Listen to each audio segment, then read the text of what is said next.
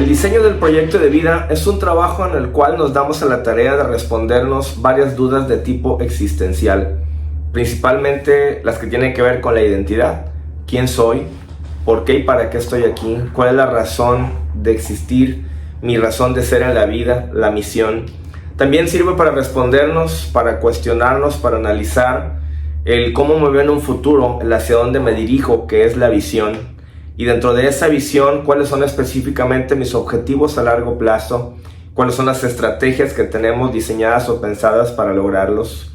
Y también meditamos en una filosofía o conjunto de valores. Ponemos por escrito, después de una revisión, de un análisis profundo de ciertos temas, valores o puntos existenciales, en qué cosas creo, en qué cosas yo decido que voy a fundamentar mis decisiones, y de esto deriva una política o una filosofía. Esto es una especie de código de principios a los cuales decidimos apegarnos y que vamos a utilizar para normar, para regular nuestra conducta, la toma de decisiones, las acciones que emprendemos una vez que decidimos llevar a cabo estrategias para el logro de nuestras metas. Analizamos también las metas a corto plazo, cosas que podríamos hacer en diferentes semestres, proyectos que no requieren mucho trabajo, mucho esfuerzo, metas significativas, pero que sabemos que podemos alcanzar en un tiempo regular.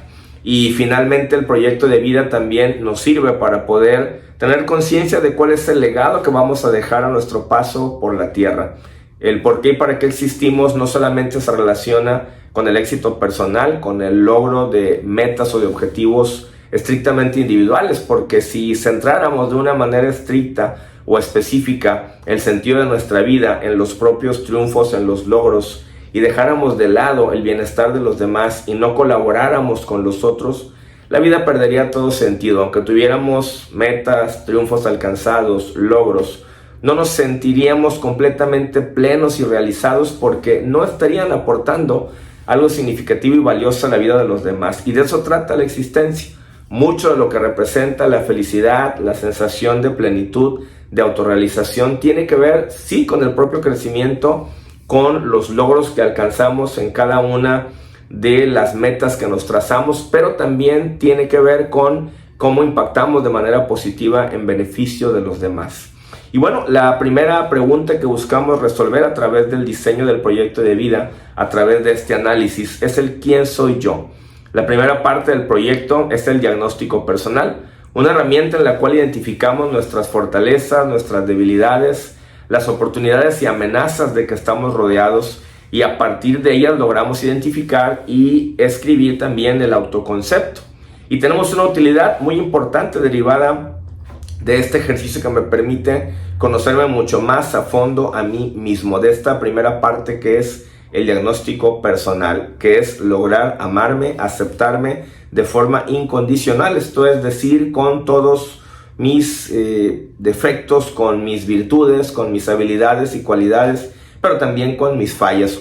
Una autoaceptación incondicional significa que necesitamos lograr querernos, aceptarnos tal cual somos, sin ponernos una condición, sin pretextos, sin estarme criticando en el proceso de mejorar. La aceptación incondicional hacia el propio ser no significa ser demasiado tolerante con las fallas, con las equivocaciones. Por supuesto que hay que trabajar en mejorar nuestra actual condición, buscar ser mejores personas, pero la aceptación incondicional me permite no criticarme, no rechazarme, no castigarme, no sabotearme en el proceso de convertirme en una mejor versión de mí mismo. Imagina una persona a la cual tú quieres, amas, sientes un cariño profundo por ella.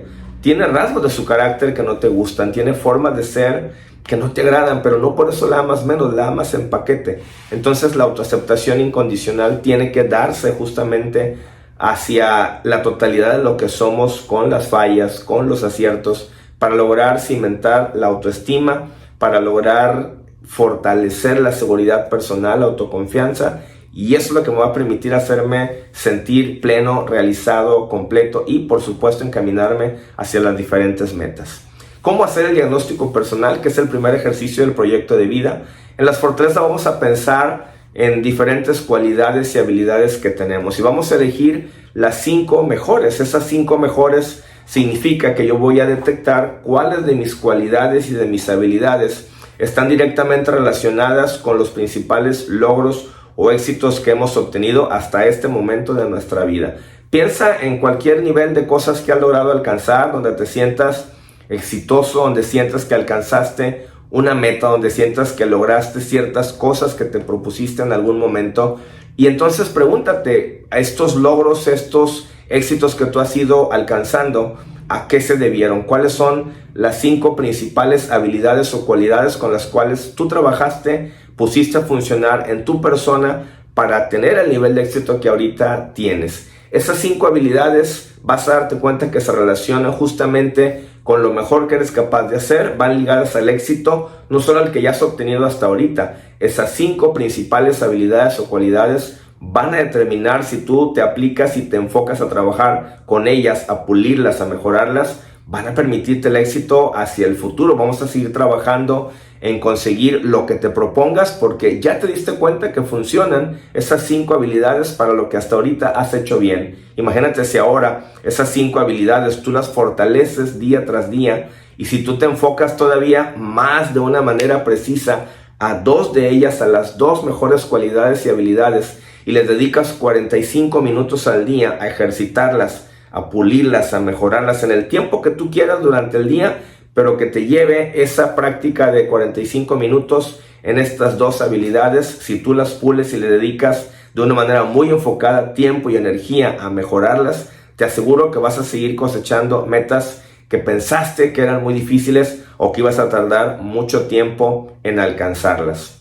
Y después pasamos también a la lista de nuestras 5 peores debilidades. Esto es aquellas cosas que no nos gustan de nuestra forma de ser, cosas que no nos agradan de la manera en cómo actuamos, de las decisiones que hemos tomado. Piensa ahora al revés, los principales problemas en los que te has metido, situaciones problemáticas en las cuales tú terminaste involucrado justamente por culpa, a causa de esas 5 o algunas de esas 5 características negativas de tu personalidad, esas 5 formas de ser de tu carácter que no te gustan y que estás dispuesto a trabajar y a mejorar y a irlas sacando poco a poco de tu vida, no de golpe, pero hay que trabajar de una por una en mejorar, en perfeccionar nuestra personalidad para ir eliminando esas debilidades. ¿Cuáles serían ejemplos de fortalezas? Ser una persona proactiva, una persona con buena actitud, una persona optimista, alguien que es práctico, alguien que está enfocado a resultados, una persona que es noble, que le gusta compartir. Todas estas son cualidades, disciplinado, ordenado. Pensemos en debilidades, ¿cuáles pueden ser? Ser una persona explosiva, quizá, alguien que procrastina, que va dejando todo para después, una persona que se autosabotea, por ejemplo, es otra debilidad. Ser rencoroso, ser vengativo, ser distraído, ser desordenado, ser tímido, en fin, todas estas cosas que limitan el desarrollo personal y que están dentro de mi personalidad se pueden considerar como debilidades o fallas del carácter en las que tenemos que enfocarnos, por supuesto, también a trabajar, pensando en cuáles han sido los costos a veces muy altos que hemos tenido que pagar, derivado de que nos dejamos llevar en un arranque, en un impulso o por falta de disciplina y de control por algunas de estas 5 debilidades o rasgos negativos. Con estas 2 esferas, las fortalezas y las debilidades, tenemos una concepción, un diagnóstico de cómo estamos funcionando internamente. Ahora pensemos en el exterior, lo que nos rodea, las oportunidades y las amenazas. Es lo mismo, lo positivo y lo negativo, pero ahora fuera de mí. Aquí les pediríamos que escribiéramos 5 oportunidades que representarían bendiciones, cosas que la vida nos ha puesto en el camino, cosas con las cuales Dios, el universo, la gente te ha facilitado la vida.